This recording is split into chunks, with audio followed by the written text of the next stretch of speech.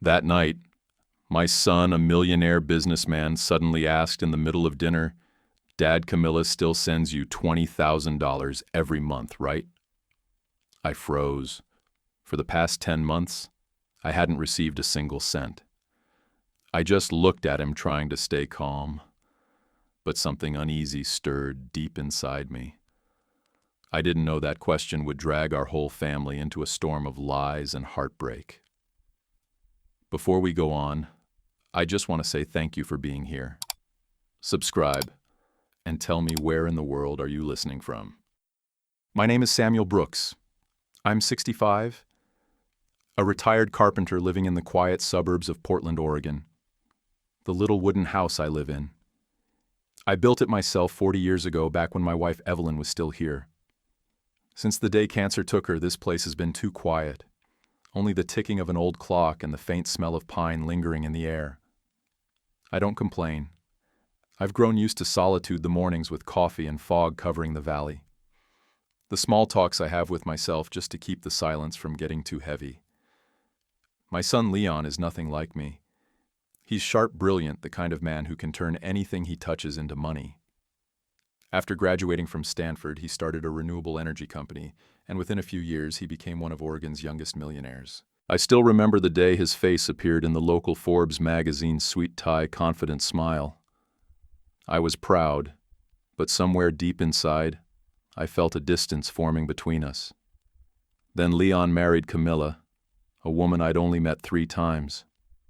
She was beautiful, elegant, spoke just enough to make you believe she cared. But in her eyes, there was always calculation. Evelyn once told me, "A woman can pretend to love, but her eyes never lie." Later I learned just how true that was. Tonight, when Leon asked, "Dad, Camilla still sends you $20,000 every month, right?" it felt like someone had thrown a stone into a still lake. For 10 months, I hadn't received a cent. I'd been living off my pension checks and a few food boxes from the church each weekend. I didn't need much, just enough for medicine, groceries, and a little paint to fix up my old workshop. But what hurt wasn't the lack of money. It was being seen as someone living off others when the truth was nothing like that. After dinner, as they drove away, I watched the black Tesla disappear down the slope. Its red tail lights flickered on my window, like a wound that wouldn't stop bleeding. Leon's question echoed in my head, word by word, like a hammer striking the table. "Camilla still sends you $20,000 every month, right?" I couldn't sleep. I poured a little whiskey, sat at my workbench, the same one where I once built furniture no one buys anymore. I opened my savings book, checking every old statement. No deposits. Nothing but my $700 pension each month. Something was wrong. Terribly wrong. The next morning I went to First Oregon Bank, the one where Camilla said she'd opened an account to make transfers easier. I'd never let her handle my finances, but since Leon trusted her completely, I didn't want to cause trouble. The banker, a young woman named Melissa, looked up from her screen, hesitating. "Mr. Brooks, according to our records, your account is active. There's an automatic deposit of $20,000 each month from Brooks Energy." I frowned. "What? I've never received any of it." She hesitated. "The system shows the funds are withdrawn regularly using a secondary card, also under your name." A secondary card? I'd never had anything but my pension card. I asked for a printed statement, but Melissa shook her head. "I'm sorry, sir. You'll need to verify your identity at the issuing branch. In Seattle." Seattle, Camilla's hometown. When I stepped out of the bank, my legs trembled with anger. It wasn't suspicion anymore. It was certainty. Someone was using my name to steal from my own son. That night I wrote in my notebook, "Everything started with a single question, and I won't stop until I find the answer." The next day I stopped by the church like I always did. Father Mark, who often talks with me, asked why I looked so tired. I gave him a faint smile. Maybe God wants me to learn another lesson about trust. But deep inside I knew I wasn't going to sit still anymore. I began writing down everything I remembered about Camilla, her visits, her voice, the small gifts she left behind. The more I wrote, the more the pieces started to fit together. She always came by around the 3rd or 4th of each month, right before the money was supposedly transferred. Outside, the rain started pouring. I stood by the window staring at my reflection and whispered, "Evelyn, if you were still here, what would you tell me to do?" I nodded at the man in the glass. "I may be old, but I'm not foolish. And this time, if someone's been playing with my trust, they're going to pay for it." What I didn't know then was that what I was about to uncover would be far crueler than anything I'd ever imagined. I spent that whole evening reading through my notebook. Every little note I'd ever written about Camilla. Each line was like a brushstroke painting a picture I had refused to see before. I'd trusted my daughter-in-law too much, too tired to doubt. And now that trust had turned into a weapon pointed right back at me.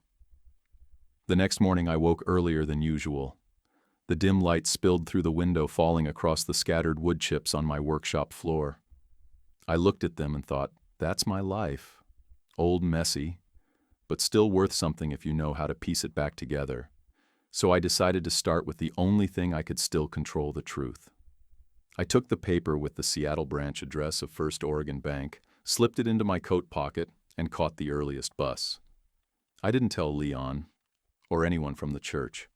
A 65-year-old man chasing $200,000 missing dollars sounds ridiculous. But to me, it wasn't about money. It was about trust and dignity. 3 hours later, I walked into the Seattle branch. The lobby was bright polished, smelled faintly of expensive office perfume. A man in a tailored suit stepped out with a friendly smile. Name tag read Ralph Donovan, Financial Advisor. I recognized him instantly, an old friend from my woodworking days in Portland, now working in finance. I never expected to see him here. Samuel Brooks. My God, how long has it been? Ralph laughed. What brings you here? I told him everything. Leon's question. The strange statements, the duplicate account under my name. He grew quiet, his face turning serious. Samuel, if this is true, it's not just a mistake. It's bank fraud. And you know who could pull that off, don't you? I said nothing. His eyes sharpened. Camilla. She has access to Leon's accounts. She's smart, and she knows how to forge documents. Let me check something. I nodded. Ralph disappeared behind a frosted glass door. I sat there waiting, heart pounding, like I'd done something wrong myself. Almost an hour later, he came back with a thick folder. There's an account named Samuel Brooks II opened 10 months ago. All details match yours, except for the last digit of the Social Security number. Who opened it? I asked. The authorized representative, Camilla Brooks. I sank into the chair. My throat felt dry. Ralph placed a hand on my shoulder. There's more, he said quietly. From that account, $20,000 a month has been withdrawn, either in cash or transferred to a small company in Miami. The owner, well, you might not want to know. Tell me, I said. He hesitated. Miguel Santos, a former associate of hers.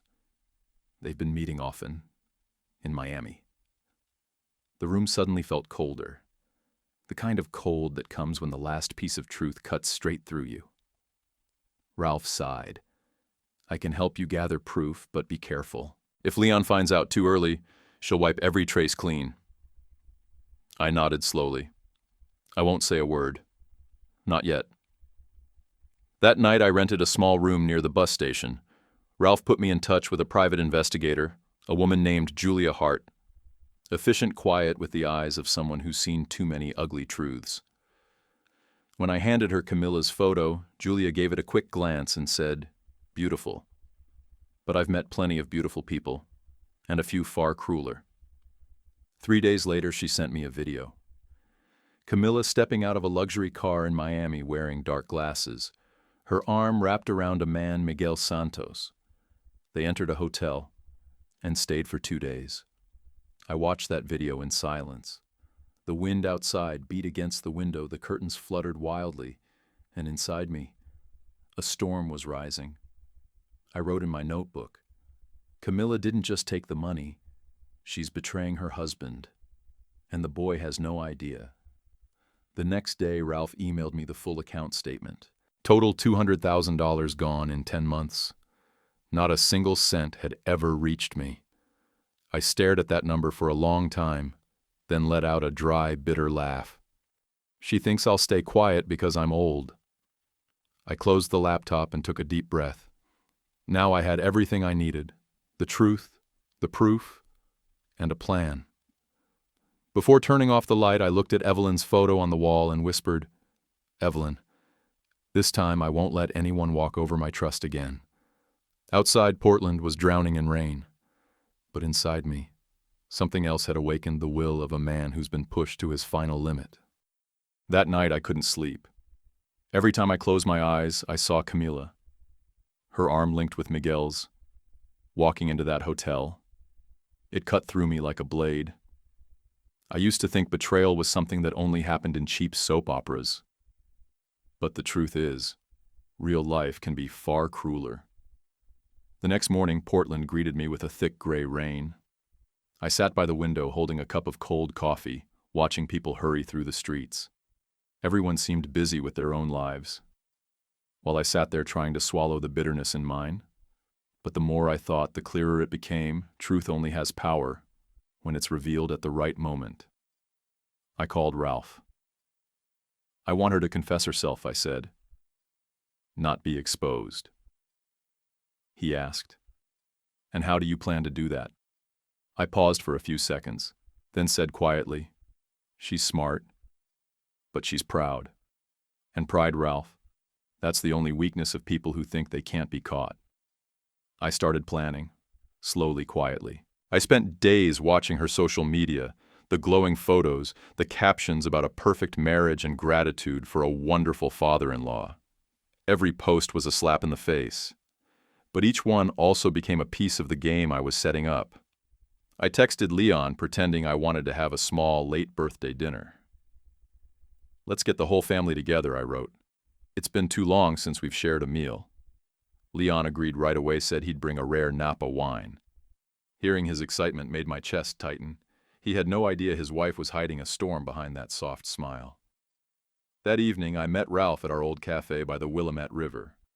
Warm light on the wooden table, the smell of roasted coffee mixed with the damp air. Ralph slid an envelope toward me. "Here," he said softly. "Bank statements, call recordings, copies of forged documents. If she denies it, this will speak for you." My hand trembled a little as I looked at the papers. Ralph leaned closer and whispered, "Make her say it herself, Samuel. That's the final blow." I nodded. "I will, but my way." Over the next few days, I prepared in silence. I cleaned the kitchen, fixed the dining table, and hung new curtains just enough to hide the tiny camera I'd placed in the cabinet corner. I bought a small recorder and hid it inside Evelyn's photo frame, the one no one ever touched. I never thought I'd live to use tricks like that. But when truth gets twisted, sometimes you have to fight it with calm precision. Then came the night of the dinner. The air was freezing wind bending the oak tree outside. I made Leon's favorite stew, set 3 wine glasses on the table. When they arrived, Camilla looked as perfect as ever, graceful, charming, frighteningly flawless. "Dad, the place looks amazing," Leon said, smiling. I smiled back. "Well, thanks to my daughter-in-law's $20,000 a month, it's easy to keep things nice." Camilla froze for just a second, then smiled again, her voice steady. "Oh, of course. I've been sending it regularly." Leon turned to her. "Wait, which day do you usually send it?" "The 10th, right?" She answered too quickly. "No, the 5th. I always do it early in the month." And in that instant, the whole room went silent. I could hear the ticking clock, my own heartbeat. I walked to the cabinet, opened Evelyn's photo frame, and placed a thin folder on the table, statements, photos, the hotel video. Leon's face went pale. "Camilla, what is this?"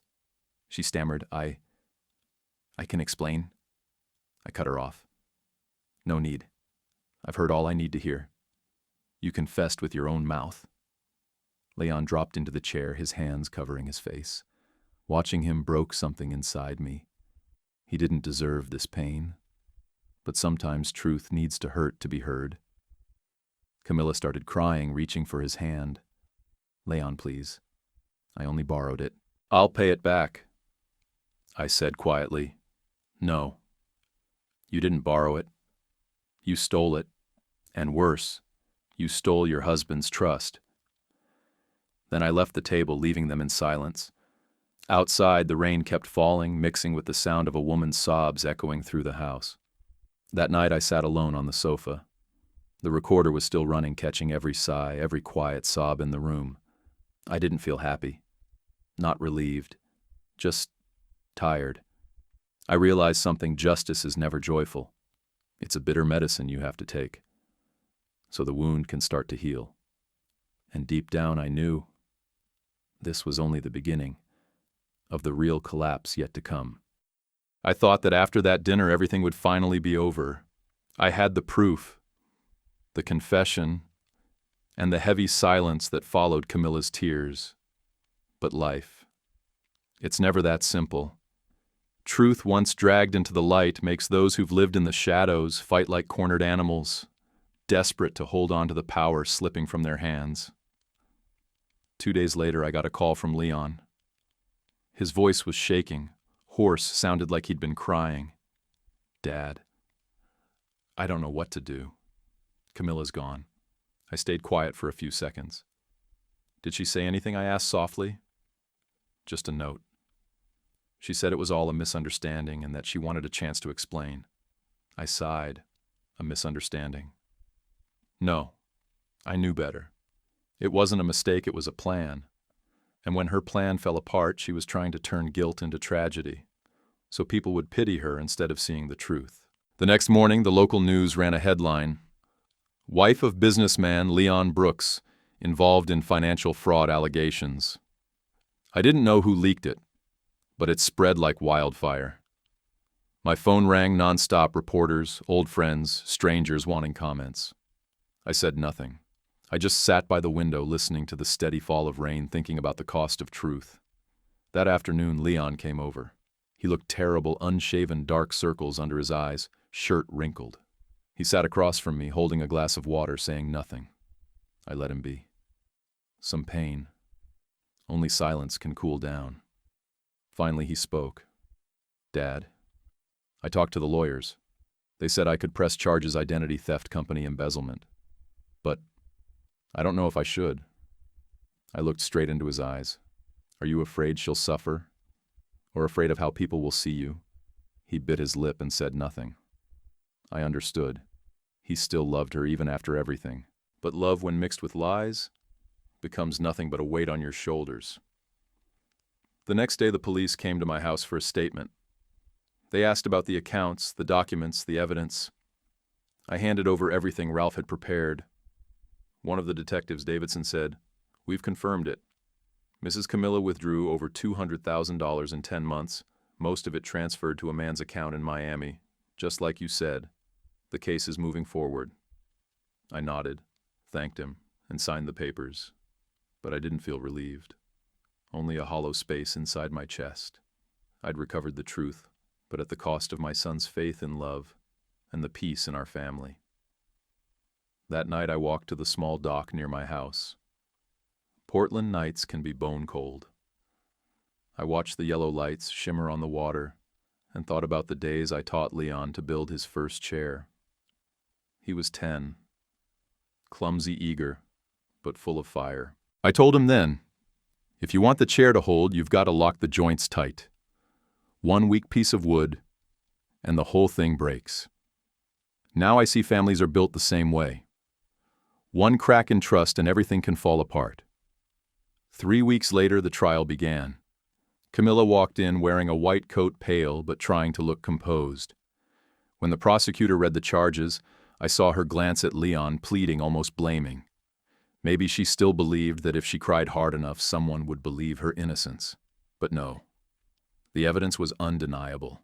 Fake documents, duplicate accounts, transfers to Miami.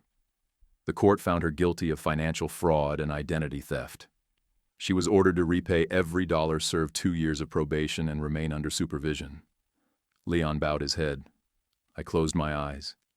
No joy, no anger, no satisfaction. Just exhaustion and a deep, quiet sorrow. Part of me still wished things had been different, that Camilla had just lost her way, that my family didn't have to break like this. But truth doesn't care about wishes. It only does what it was born to do, expose. After the hearing, Leon came to me. He spoke softly, his voice trembling. Dad, thank you for not giving up on me. If it weren't for you, I'd still be living in that lie. I put my hand on his shoulder. No one should have to pay with pain, but sometimes, son, only pain can wake us up. That night I went back to my little wooden house, lit the fireplace, poured a glass of whiskey, and watched the flames dance. Outside, the first snow began to fall. Everything felt still, calm, almost peaceful. I knew the battle was over, but the journey to find peace and to trust again was only just beginning. And for the first time in months, I didn't feel cold anymore. After the trial, it felt like everything had finally come to an end. Camila left Portland without a word. Leon sold their Riverside house, shut down his company, and disappeared for weeks.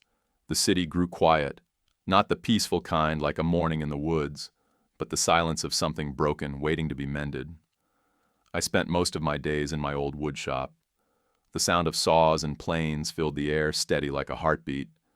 I wasn't working for money. I worked because it was the only thing that made me feel alive, that I could still create something good out of what was left. In those scattered bits of wood, I saw myself, and Leon, a father and son who once built their first table together when he was 10. One late March afternoon, Ralph stopped by. He set an envelope on the table. Compensation, he said, $200,000. The court ordered Camilla to pay it all back. I looked at it for a while, then pushed it back toward him. I don't need to keep it all. Give half to the senior support fund. The rest. I paused. I've got another plan. That plan started from a simple thought: everyone deserves a second chance. I went around Portland's working-class neighborhoods talking to men who'd made mistakes. Some had done time, some had lost their jobs, some had been abandoned by their families. They all shared one thing: a tired look in their eyes, but still a faint spark of hope. A month later, on the foundation of my old workshop, Second Chance Workshop was born. It wasn't much, a few workbenches, some repaired tools, but it carried the dreams of people trying to stand again. I taught them how to build chairs, paint cabinets, fit shelves. They taught me how to listen, how to forgive, and how to live without locking myself inside the past. Every morning when I opened the shop, the smell of fresh wood filled the room. Sunlight streamed through the windows, shining on calloused hands. Here I was, no longer the victim of a fraud. I was a man being reborn. Then one morning, Leon showed up. He looked thinner, rougher beard, untrimmed eyes, softer. He stood by the door for a long time before saying, "Dad, I heard you open this place. Is there anything I can do to help?" I looked up and smiled. "Come on in, son. There's work for everyone here." That day we worked side by side. I showed him how to sand the surface smooth, how to drive a nail without cracking the grain, how to measure carefully so every cut lined up just right. Leon laughed, said it was the first time in months he'd felt at peace. When the sun began to set, we sat by the doorway, watching the red glow of dusk spill across the floor. He spoke quietly. "Dad, I've lost everything. Money, reputation, marriage. But maybe losing it all was what it took for me to see what really matters." I asked, "And what's that honesty? Never turning someone's trust into a game." I stayed silent for a moment, then put my hand on his shoulder.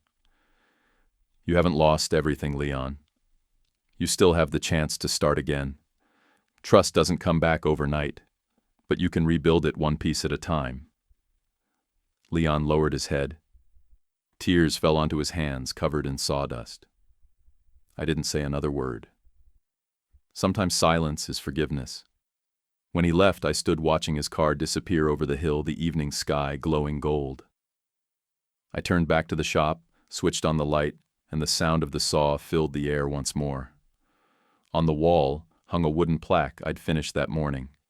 "You can't rebuild trust overnight, but you can start today." I smiled. For the first time in months, I felt light. Outside, Portland was bathed in sunset. The rain had finally stopped.